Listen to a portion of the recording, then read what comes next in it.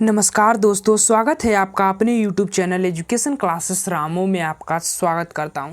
दोस्तों, आज की वीडियो हमारा होगा बाल विकास की अवस्थाओं से रिलेटेड। आपको पता होगा कि इससे पहले मैंने एक वीडियो आपको बनाया था और वो हमारा टॉपिक था अभिवृद्धि और विकास में अंतर, और विकास के जो सिद्धांत होते हैं उस वाले पार्ट में, यानी कि पहले वाले पार्ट में हमने उसको अध्ययन कर चुके हैं।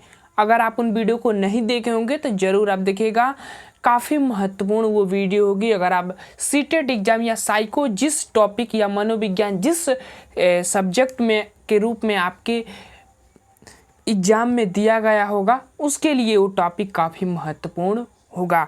तो बने रहिएगा हमारे चैनल के साथ। इसमें जितने भी पॉइंट दिए गए हैं ना इस PDF में, वो सारे पॉइंट किसी ना किसी एग्जाम में पूछे गए पॉइंट हैं, तो काफ़ी महत्वपूर्ण पॉइंट है आप लोगों के लिए। आप जरूर इस वीडियो को देखिएगा। वीडियो पसंद आए तो चैनल को लाइक शेयर सब्सक्राइब आप जरूर करिएगा।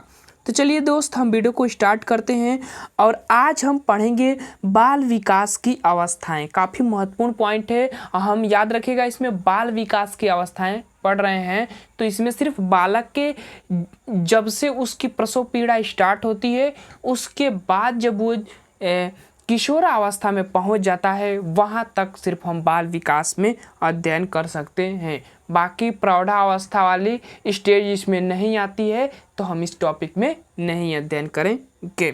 तो बने रहिएगा। चलिए अब सीधे अपने चलते हैं पॉइंटों पर। देखिए, पहला हमारा पॉइंट है कि ये थोड़ा इधर हो गया। पहला हमारा पॉइंट है कि प्रसव पूर्व जो अवस्था होती है, बाल विकास की जो अवस्था होती है, वह प्रसव पूर्व अवस्था जिसको प्री नेटल स्टेज कहा जाता है, और ये 9 महीने या 280 दिनों का होता है। यह अवस्था माता पिता के गर्भधान से शुरू होती है, ये चीज़ ध्यान रखिएगा। और इस जो पहली अवस्था होती है, इससे उतने पॉइंट बनने तो नहीं है, सिर्फ इससे एक चीज़ ध्यान रखिएगा, इसमें जो नहीं दिया गया है मैं आपको बता देता हूँ। देखिए, इसको 3 स्टेज में बांटा जाता है। प्रसव पूर्व अवस्था को 3 स्टेज में बांटा जाता है। एक बीजावस्था, जिसको डिम्बावस्था भी कहा जाता है। ध्यान से सुनिएगा, बीजावस्था या डिम्बावस्था एक ही अवस्था है। ये लगभग 14 दिन या 2 सप्ताह कह सकते हैं ये होती है, भ्रूण पड़ने से यह समय होता है। उसके बाद जब हम दूसरी स्टेज इसी के दूसरे पॉइंट की बात करते हैं तो भ्रूणावस्था स्टार्ट हो जाता है, और वो 2 सप्ताह से लगभग मान लीजिए 10 सप्ताह तक ये होती है दूसरी अवस्था। तो इसका समय नहीं पूछा जाता है, क्योंकि इसके समय में काफ़ी कन्फ्यूजन रहता है। तो ये चीज़ ध्यान रखिएगा, भ्रूणावस्था, उसके बाद शिशु अवस्था होता है 10 सप्ताह से लेकर जन्म तक। तो 3 अवस्था, बीजावस्था, डिम्बावस्था एक ही अवस्था होती है। पहली अवस्था थी ये, दूसरी अवस्था थी भ्रूणावस्था, और तीसरी अवस्था थी शिशु अवस्था, जिसको हम कहते हैं लास्ट में जब बच्चे का जन्म हो जाता है तहाँ तक होती है। उसके बाद हमारा अगला स्टेज सहसा अवस्था स्टार्ट हो जाता है। तो बाकी 3 पॉइंट ध्यान रखिएगा, कभी इनका क्रम पूछ लेता है तो वो चीज़ आपको ध्यान रखना है। अब चलते हैं आगे, और आगे हम बात करेंगे सहसावस्था, जो काफ़ी महत्वपूर्ण ये अवस्था होती है सहसावस्था। देखिए, सहसावस्था की बात करें तो इन्फेंसी स्टेज इसको कहा जाता है, और जन्म से 5 वर्ष तक की ये अवस्था होती है। इसमें अगर हम बात करें पहला पॉइंट की, तो इस अवस्था में शिशु पूर्ण रूप से माता पिता पर निर्भर रहता है। उसका व्यवहार मूल प्रवृत्ति पर आधारित होती है। मूल प्रवृत्ति का मतलब कि वो जो व्यवहार करता है, जो उसके अंदर प्रतिक्रियाएं होती हैं, वही उसकी मूल प्रवृत्ति होती है। तो सारा व्यवहार उसकी मूल प्रवृत्ति पर आधारित होती है। और एक चीज़ आपको पता होगा कि मूल प्रवृत्ति का सिद्धांत किसने दिया था, तो मैकडूगल नामक वैज्ञानिक ने दिया था, ध्यान रखिएगा। तो उसका सारा व्यवहार मूल प्रवृत्ति पर है, ध्यान रखिएगा, होता है। अगला पॉइंट है कि उसका इस अवस्था में जिज्ञासा है, इसके अंदर क्यूरियोसिटी काफ़ी ज़्यादा देखने को मिलती है। बालक के अंदर हर चीज़ों को, नई नई चीज़ों को देखता है, वो नई नई चीज़ों के बारे में वो जानना चाहता है। तो क्यूरियोसिटी उसके अंदर सबसे ज़्यादा इस अवस्था में देखने को मिलती है। इसी अवस्था में आत्म प्रेम की भावना, जिसको फीलिंग ऑफ सेल्फ लव भी कहते हैं, वो देखने को मिलती है कि बालक खुद से अपने आप से प्यार करता है, वो दूसरों को, यानी कि कुछ भी अगर बालक के लिए आता है तो वो सिर्फ अपना ही चाहता है, वो दूसरों को वो चीज़ देना नहीं चाहता है। और आपको पता ही होगा कि जब आप एक नार्सिज्म वाला पॉइंट समझे होंगे जिसको फ्रायड ने दिया था, ध्यान रखिएगा। नार्सिज्म जिसको आत्म प्रेम भी कहते हैं, नार्सिज्म, और वो भी इसी अवस्था में पाया जाता है, या आप कह सकते हैं कि इसी को ही नार्सिज्म कहा जाता है फ्रायड की भाषा में। सीटेट में कई बार ये पॉइंट पूछा गया है, तो ध्यान रखिएगा, नार्सिज्म। ठीक है ना। आगे चलते हैं। अगला पॉइंट हमारा है कि इसमें खिलौने की आयु यानी टॉयट एज जो है इसी अवस्था को कहा जाता है। खिलौने की आयु जो है इस अवस्था को कहते हैं, लेकिन खेल की आयु जब पूछे तो वो बाल्यावस्था को कहते हैं। ये पॉइंट काफ़ी बारीकी अंतर है, ये ध्यान रखिएगा। ये सीटेट में कई बार यहाँ से प्रश्न बना हुआ है, इसी पॉइंट से बना हुआ है। हालांकि मैं भी जब पेपर दिया था 18 वाला भी दिया था, तो उसमें ये पॉइंट पूछे गए थे, तो ध्यान रखिएगा। सीटेट में कई बार पूछा गया है। खिलौने की आयु शैशवावस्था को कहते हैं, खेल की आयु पूछे तो बाल्यावस्था को कहते हैं। खिलौना से काफ़ी खेलना चाहता है बालक किसी अवस्था में। अगला पॉइंट, इसमें बच्चा अनुकरण करता है दूसरों का। इसी में सबसे ज़्यादा बालक जो है दूसरों का अनुकरण करता है, तो इसीलिए कहा जाता है कि अगर बालक के सामने अगर आप अच्छा व्यवहार करेंगे तो उसके अंदर अच्छा संस्कार पड़ेगा, जो बाद में जाकर उसके जो नैतिकता होती है उस पर उसका काफ़ी ज़्यादा प्रभाव पड़ता है।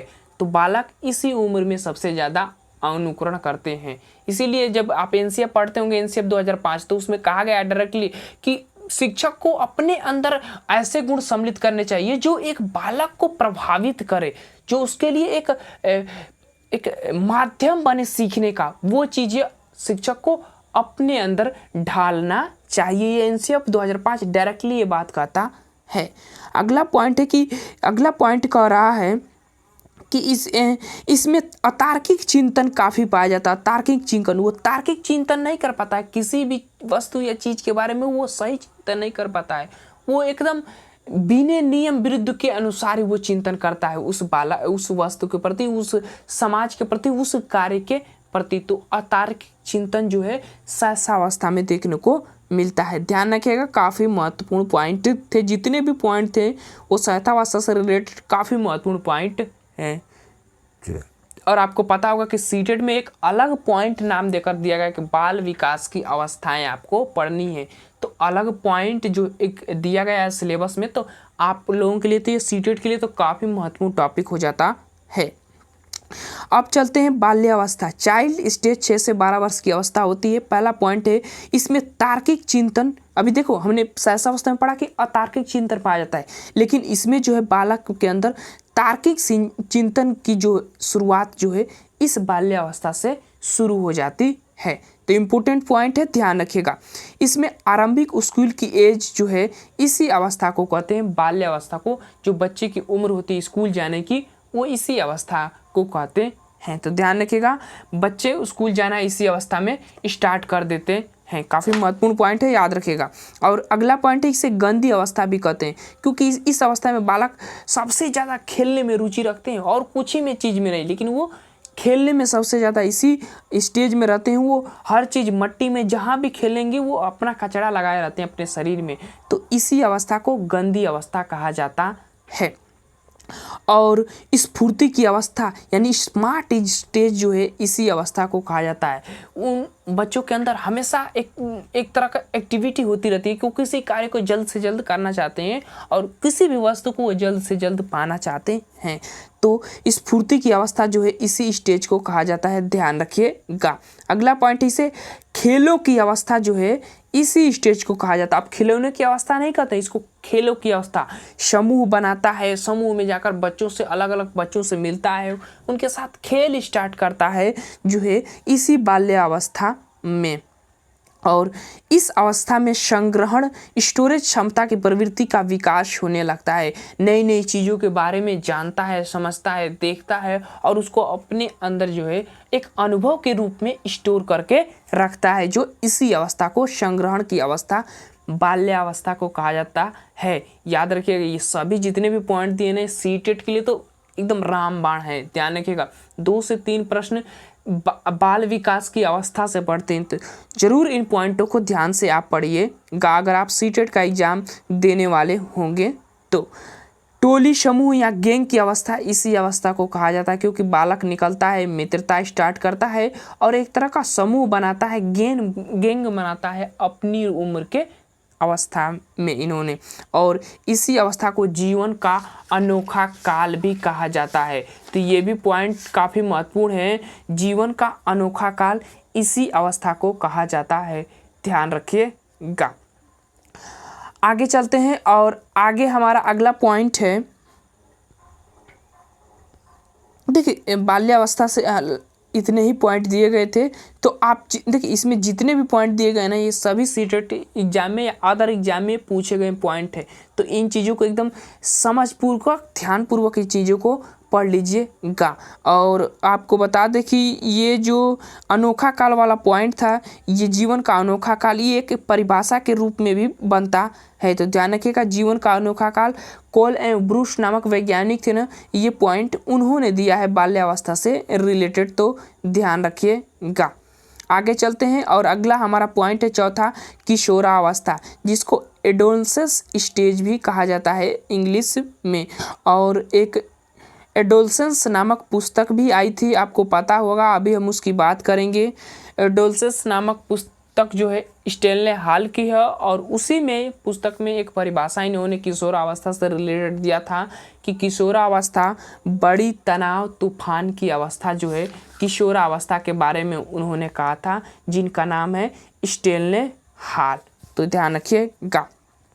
चलिए किशोरावस्था को देखते हैं। किशोरावस्था का पहला पॉइंट है कि इसे जीवन का कठिन काल भी कहा जाता है। जीवन का सबसे कठिन काल किसको? किशोरावस्था को कहा जाता है। और ये एक परिभाषा का ही है, ध्यान रखिएगा, ये परिभाषा है किसका है? तो किलपैट्रिक नामक वैज्ञानिक का नाम सुने होंगे ना, उनकी ये परिभाषा है कि किशोरावस्था एक कठिन काल है। बाकी चीज़ें किशोरावस्था के रिलेटेड संघर्ष, तनाव, आंधी तूफान या उज्जल की अवस्था किसने कहा है? तो ये स्टेनले हॉल का नाम आप सुने होंगे ना, वो ये बात को कहते हैं, ये परिभाषा किशोरावस्था से रिलेटेड कहते हैं। तो दो पॉइंट भी हैं। कठिन काल किशोरावस्था को कहा था, किसने कहा था? तो किलपैट्रिक ने कहा था। उसके बाद संघर्ष, तनाव, आंधी तूफान या उलझन की अवस्था किसने कहा? स्टेनले हॉल ने कहा। कौन सी पुस्तक थी? तो एडोलसेंस नामक पुस्तक थी, जो इन्हीं के द्वारा रची गई थी। स्पेशली किशोरावस्था से रिलेटेड वो बातें उस पुस्तक में कही गई थी। और अगला पॉइंट है, इसमें विषमलिंगी आकर्षण जो है देखने को मिलता है। बाल्यावस्था में समलिंगी आकर्षण देखने को मिलता है, यानी बालक बालक से दोस्ती करता है, बालक बालक से समूह बनाता है, और बालक बालक के साथ खेलना पसंद करता है। समलिंगी समूह, लड़कियां लड़कियों के साथ समूह बनाती हैं, वो समलिंगी समूह कहलाता है, वो देखने को बाल्यावस्था में मिलता है। लेकिन उसी का विपरीत जो है किशोरावस्था में मिलता है। अब बालक लड़की के साथ समूह बनाता है, लड़की के साथ जो है एक रिलेशनशिप बनाता है, वो किस अवस्था में? तो वह किशोरावस्था में। उसी को विषमलिंगी समूह कहते हैं। पॉइंट ध्यान रखिएगा। अगला पॉइंट, इस अवस्था को स्वर्णकाल या गोल्डन स्टेज कहा जाता है। क्यों कहा जाता है कि गोल्डन स्टेज? क्यों इस अवस्था को कहा जाता है? क्यों कहा जाता? क्योंकि सभी अवस्थाओं में ये सबसे आनंदमयी और एक उपलब्धियों वाली अवस्था होती है, इसीलिए इस अवस्था को स्वर्णिम काल कहा जाता है। या ये भी कह सकते हैं कि जो बालक का एक विकास का या परिपक्वता का अंतिम अवस्था होता है, इसीलिए इसको गोल्डन स्टेज कहा जाता है, ध्यान रखिएगा। और इस अवस्था में वीर पूजा काफ़ी देखने को मिलती है। अगर किसी महान पुरुष, जैसे आप कह सकते हैं कि रानी लक्ष्मीबाई की कहानी जब बालक को इस उम्र में बताएंगे तो काफ़ी ध्यानपूर्वक इन चीज़ों को सुनते हैं। महाराणा प्रताप की अगर कहानी बताएंगे, जो वीर पुरुष होते हैं, जैसे सिकंदर की कहानी बताएंगे, देश प्रेम, वीरता के बारे में, कर्ण के बारे में, ऐसे महान पुरुषों की जब कहानियाँ बताई जाती है इस अवस्था में बच्चों को, तो उनमें काफ़ी इनके प्रति रुचियाँ देखने को मिलती है। इसीलिए इस अवस्था को वीर पूजा या हीरो वर्कशिप के नाम से जाना जाता है। इम्पोर्टेंट पॉइंट है, ध्यान रखिएगा। देश प्रेम भी इसी अवस्था के अंतर्गत देखने को मिलता है। बाकी चीज़ें अगला पॉइंट, एक अवस्था में बच्चे को अमूर्त चिंतन एब्स्ट्रैक्ट थिंकिंग जो है काफ़ी बेहतरीन तरीके से आने लगता है। तो अमूर्त चिंतन काफ़ी बेहतरीन तरीके से जो वस्तु बच्चे को दिखे नहीं उसके बारे में एक सटीक चिंतन जो है किशोरावस्था में करता है। तो ये थे हमारे जो बाल विकास की अवस्थाएं थी, क्योंकि हमें बाल विकास की अवस्थाएं पढ़ना है तो बालक का विकास जितना होता है उसी तक हमें पढ़ना है, और वो प्रसव पीड़ा से स्टार्ट होकर किशोरावस्था तक चलता है बाल विकास। तो हमने इससे रिलेटेड जितने भी इसमें पॉइंट दिए गए थे वो काफ़ी सीटेट एग्जाम के लिए महत्वपूर्ण है। जरूर इस वीडियो को देखिएगा, ध्यान से इस वीडियो को देखिएगा। चलिए दोस्त, वीडियो समाप्त करते हैं। वीडियो पसंद आए तो वीडियो को लाइक शेयर सब्सक्राइब आप जरूर करिएगा। Thank you for watching this video.